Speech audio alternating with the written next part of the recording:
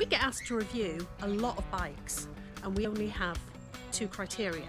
We have affordability and we have legal. With that in mind, we're going to show you today the DYU D3F 14-inch mini folding bike.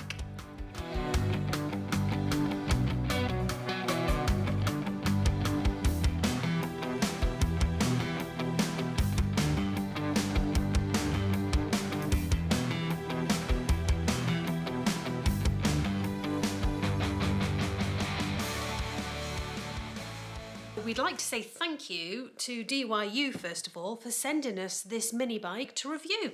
First thing that I think really stands out about this bike is its size. It's a pint-sized little bike that really does give a lot. The next thing that strikes you is the price. This bike is £399 including delivery.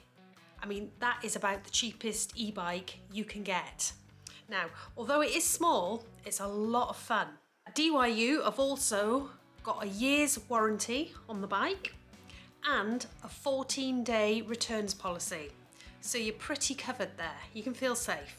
There is free shipping in the UK, and DYU are a very well-respected cycle manufacturer. A very cute little mini bike with a 250 watt brushless motor, a 36 volt 10 amp hour lithium battery, which according to the paperwork says you can accomplish 30 to 37 miles with each charge. Now I would say that is basically 30 to 37 miles depending on your weight. Obviously the more you weigh, the less miles you'll do, and also it depends what you're using.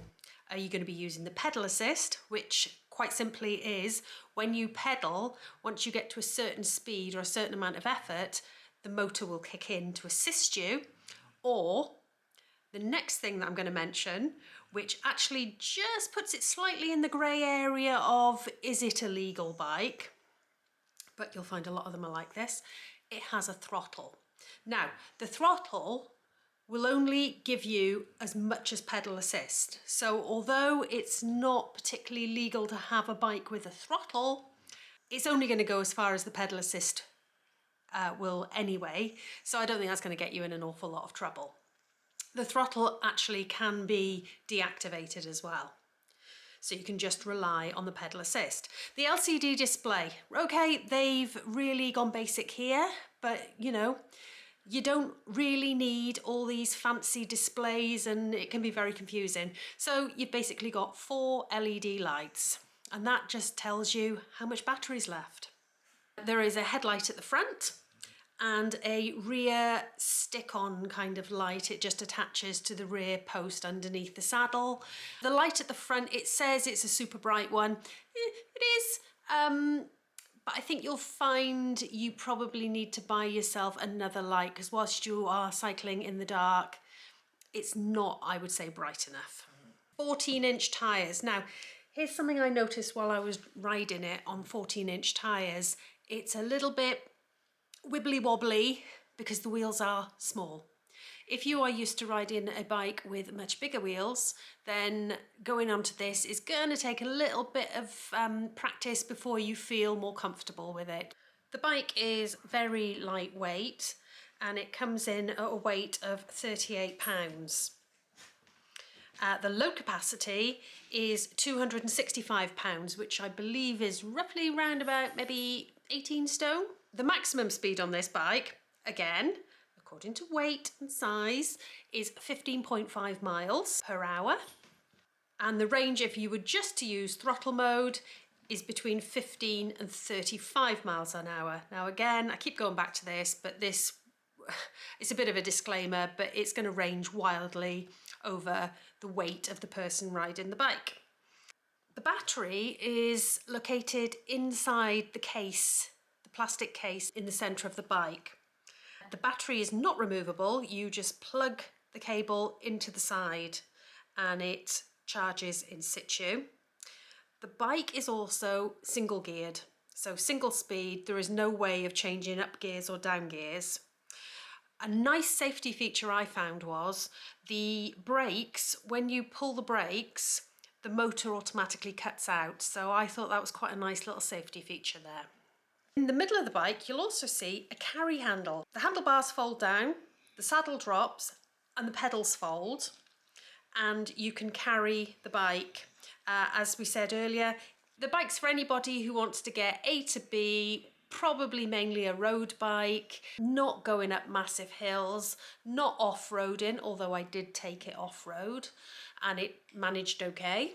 Somebody perhaps new to e-bikes who just doesn't want something with all the fancy bits on, and somebody on a budget like ourselves. The bike doesn't actually have any suspension. The only suspension is basically in the tyres.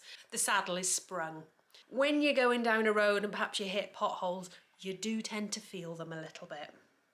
You know, I'm not making it sound like the best bike in the world, but is it a good bike for the price of £399? And the answer to that is, it absolutely is.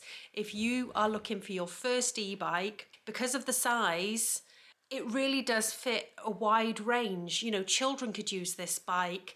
I can use this bike. Redders isn't so keen on using the bike. He feels it's a bit small for him. So take that in mind when you're looking at it. I find it more than suitable for my needs. And if we were just using it with the motorhome and just getting A to B, getting out, getting some cycle paths, perfect. Don't think I'll be doing any mountain passes in it or cycling up hairpin roads. It's not for that. All in all, great little fun bike. We've really enjoyed testing it, and we'd like to thank DYU for sending it to us. It really has been an eye-opener how a bike at this price point performs better than we actually thought it would. It really is a great first bike. I would recommend it.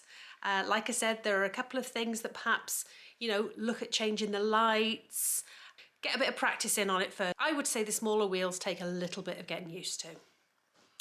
So, now we've done that, let's have a look at me riding this bike.